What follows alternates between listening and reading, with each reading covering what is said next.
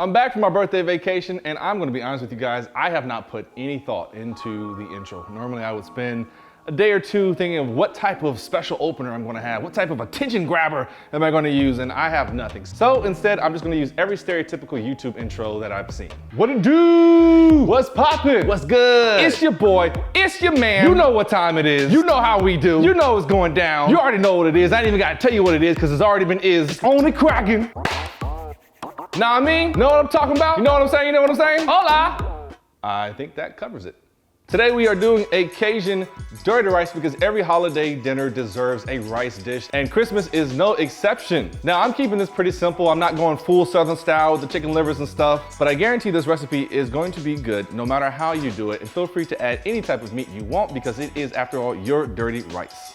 We're going to start out by making our own chicken stock. You can buy the stuff from the store, but I find that I'm using so much chicken stock these days that I might as well make some myself. Plus, it's very rewarding and a good way to infuse more flavor into dishes that need it. So I've got a whole rotisserie chicken from the store. I'm removing as much meat from the bones as I can, which I'll actually use later for a meal prep video that I'm doing. The bones don't need to be cleaned off, just get as much off as you can. Wing tips, thigh bones, all of it is usable. We'll throw that into a pot along with some rough chopped celery, some parsley, a carrot, and onion. I've got a bundle of poultry herbs here with stuff like sage, thyme, rosemary, and then I cut a whole head of garlic in half as well as a handful of black peppercorns. Fill your pot to the top with water and bring it all to a boil on the stove. Once it reaches a boil, lower the heat to just barely a simmer and let it go for at least 4 hours, preferably longer if you can. I'm talking 6, 8, even overnight. If you see any type of foamy scum rising to the top, just skim it off with a spoon. Otherwise, cover and let it do its thing. This is good for a week, or you can portion it out into 8-ounce servings and freeze it, which will be good for a few months. After a couple of hours, I simply pour everything through a colander into another pot, and then the liquid in that pot through a fine mesh strainer,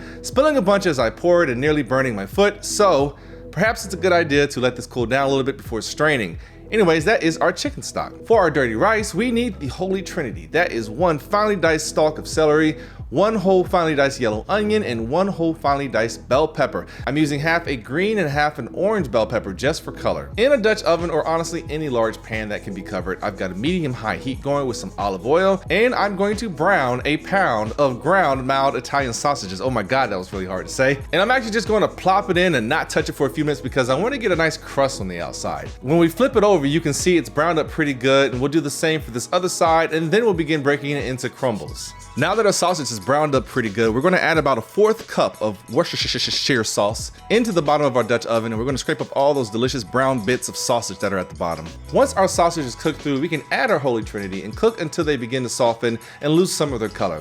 Add a little salt here, but don't go overboard, and continue to stir, letting the vegetables soften a little more. Then we can add some minced garlic. I did about 4 cloves of garlic here. Once that garlic begins to get fragrant, it's time to put in our rice, and I've got about 1.5 cups of regular Uncle Ben's rice here. We're going to let that kind of toast up in our mixture before adding our chicken stock, maybe about 3 minutes or so. Give it a good mix, and then I'm going to ladle in anywhere between 4 and 5 cups of chicken stock. It varies with each cook, so I like to start out with 4 and then add more if it's absorbing the liquid too fast before the rice is done. But if you don't feel like keeping an eye on it, honestly 4.5 cups should be fine, but I wouldn't go over 5. Throw in 2 tablespoons of your favorite Cajun seasoning and of course 2 bay leaves.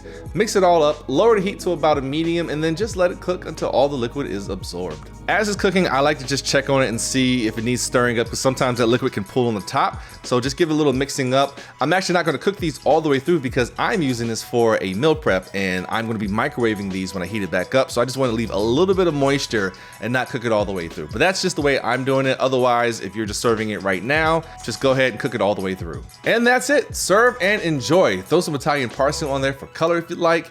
This can be a main dish or a side. It's your house, your rules. Oh, and if you're wondering what my poor choice was for this cook, it was Snoop Dogg's 19 Crimes Cali Red, a surprisingly good red wine, as I am not the biggest red wine fan. There was absolutely no scientific research behind this pairing like I normally do. I just wanted to try it. So there you have it. Cajun dirty rice, courtesy of yours truly here at Poor Choices Kitchen.